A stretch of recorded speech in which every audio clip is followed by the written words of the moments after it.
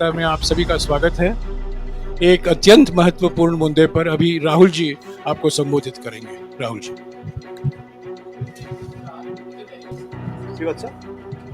Are you putting this up here? नमस्कार, कैसे हैं? आप थोड़े शेल शॉक लग रहे हो। ये कांग्रेस पार्टी ने क्या कर दिया, कैसे कर दिया? हाँ, अच्छा इसी के कारण है ये। अच्छा ज्यादा लोग आ गए। नहीं देखिए, आज हम बड़ी इंपॉर्टेंट चीज के बारे में आपको कहना चाहते हैं। पहली बार हमने नोट किया कि चुनाव के समय प्रधानमंत्री ने, होम मिनिस्टर ने और फाइनेंस मिनिस्टर ने स्टॉक मार्केट पर टिप्पणी दी। प्रधानमंत्री ने 2-3 बार, 4 बार देश को कहा कि स्टॉक मार्केट तेजी से आगे बढ़ने जा रही है। होम मिनिस्टर ने सीधा कहा कि 4 जून को स्टॉक मार्केट आसमान में जाएगी, लोगों को खरीदना चाहिए। और यही मैसेज फाइनेंस मिनिस्टर ने दिया। फर्स्ट, ये आज थोड़ा हम तो ये क्रोनोलॉजी है। अमित शाह कहते हैं बाय शेयर्स बिफोर 4 जून। 19 में नरेंद्र मोदी जी कहते हैं stock market will break records on June 4।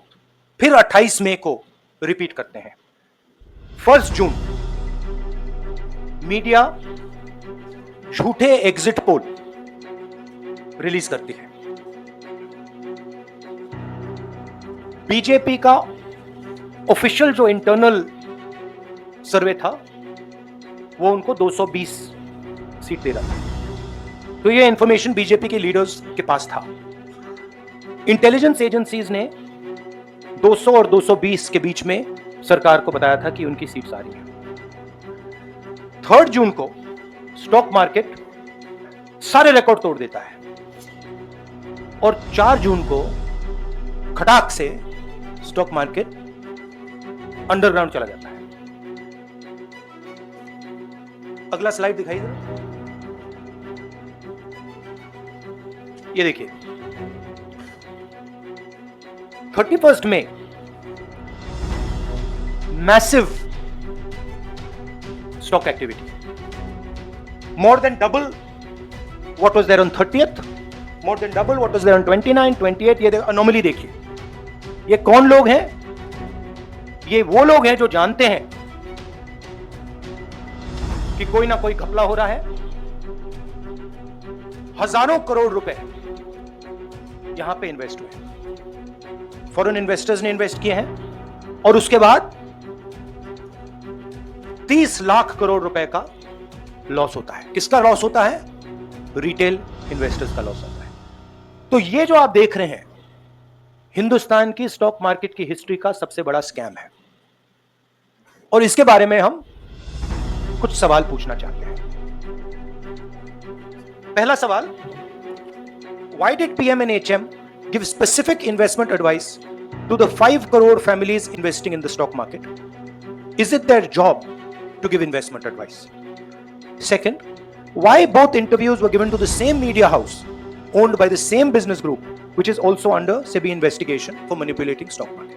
Third, what is the connection between the BJP, the fake exit pollsters, and the dubious foreign investors who invested 1 day before the exit polls were announced and made a huge profit at the cost of 5 crore families?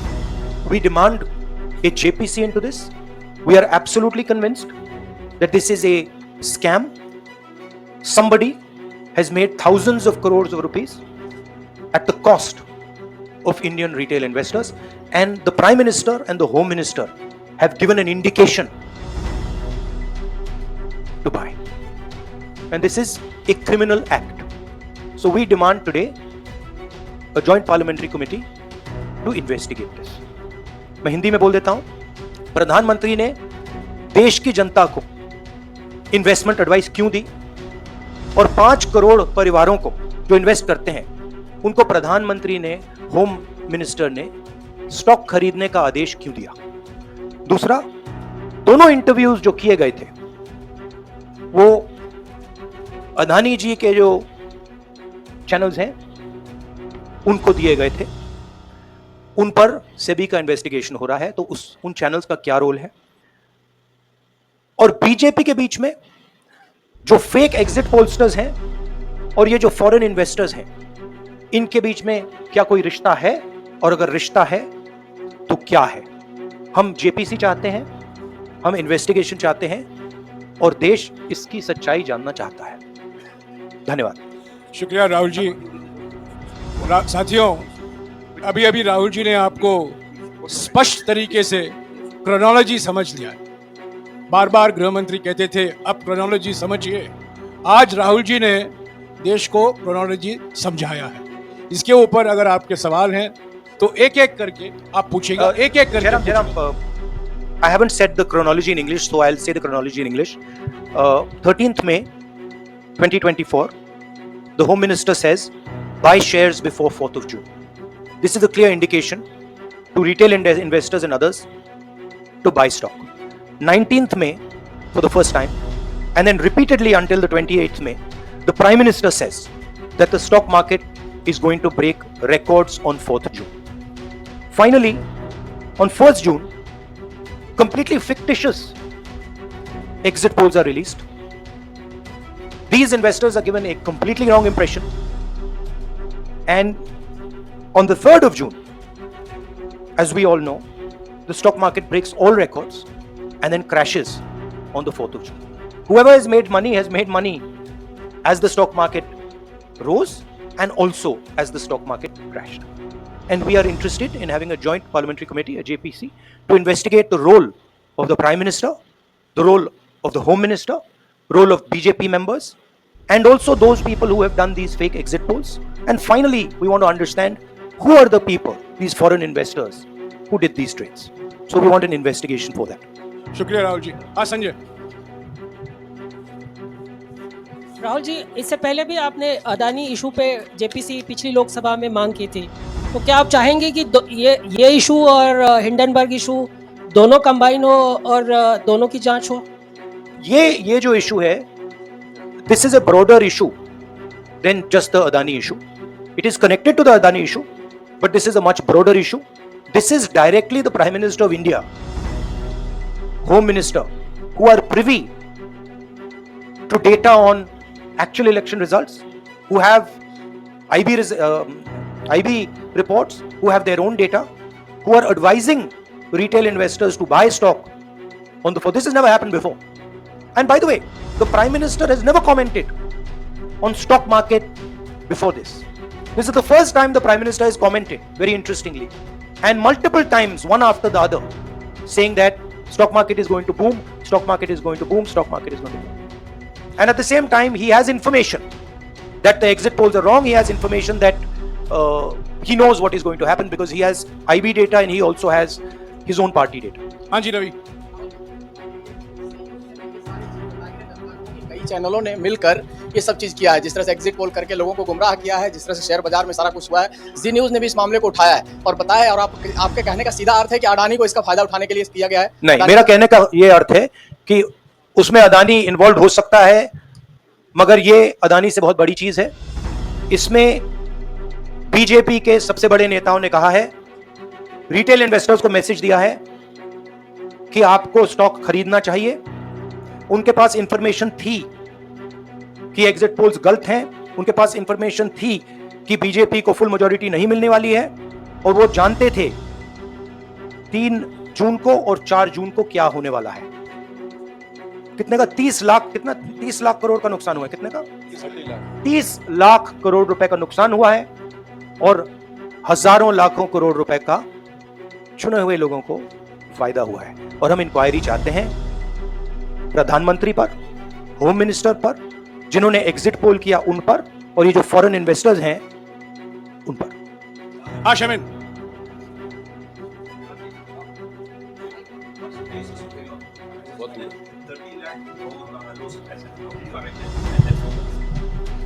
Do you want to explain?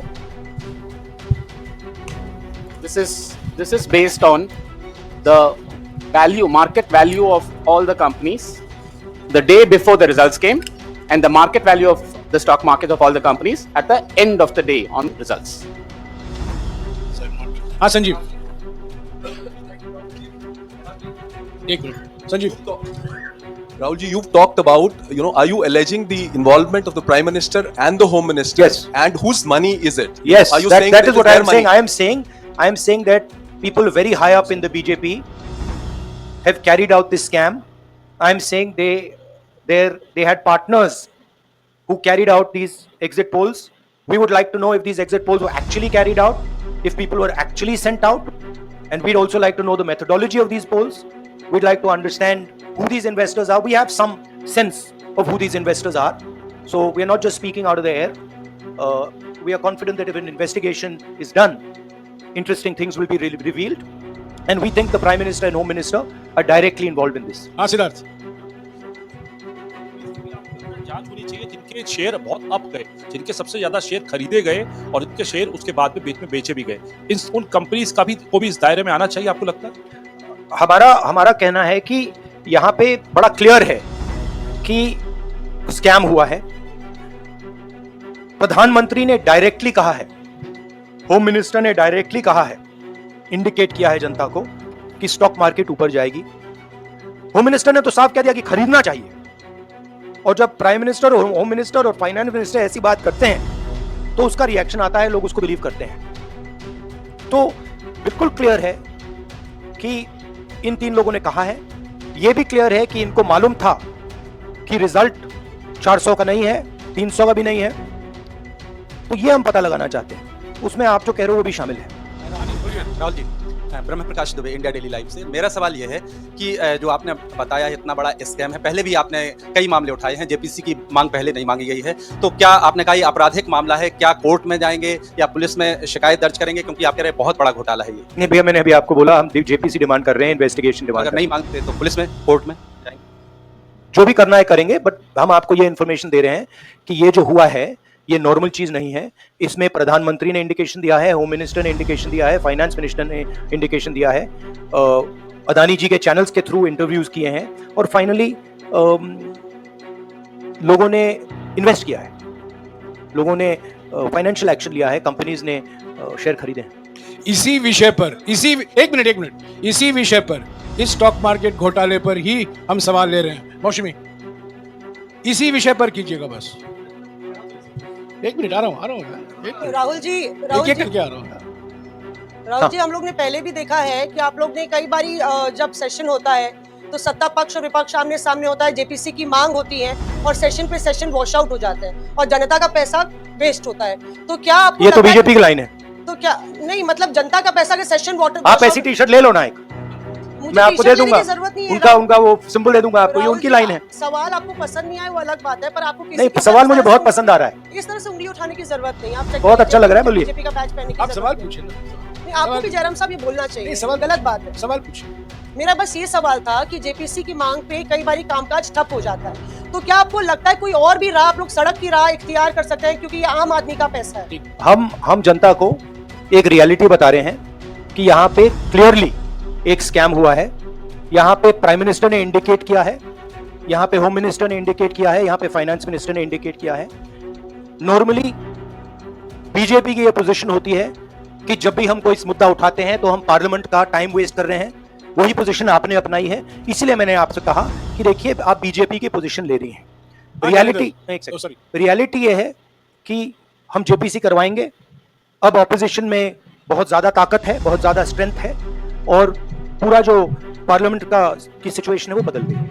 हाँ जैनेंद्र,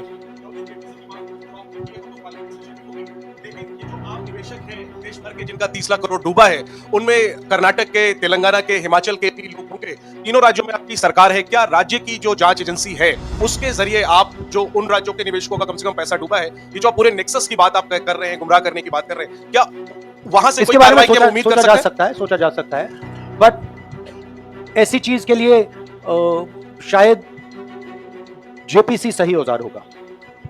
हाँ रंजित, मोहित रंजित, यार आप पूछते रहे। मोहित चलो। आपको ऐसे sir मैं He's upset.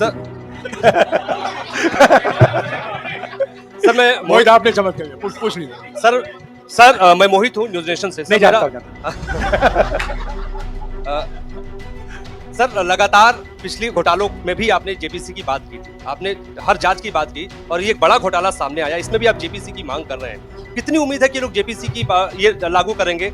आपको क्या लगता है कि ये जेपीसी लागू करने वाले, अगर नहीं करेंगे फिर क्या करेंगे आप? नहीं, हम प्रेशर लगाएंगे, डालेंगे, बट मुझे लगता है कि जो पहले राजनीतिक सिचुएशन थी, जिस इम्प्यूनिटी के साथ प्रधानमंत्री पहले काम करते थे, मुझे लगता है वो अब खत्म हो गया है, तो दूसरा नतीजा आएगा। राहुल जी ये आखिरी है क्या और दो लेंगे? ये आखिरी है। आखिरी ये आखिरी हो गया, इन्होंने कह दिया आखिरी। ओके रंजीता।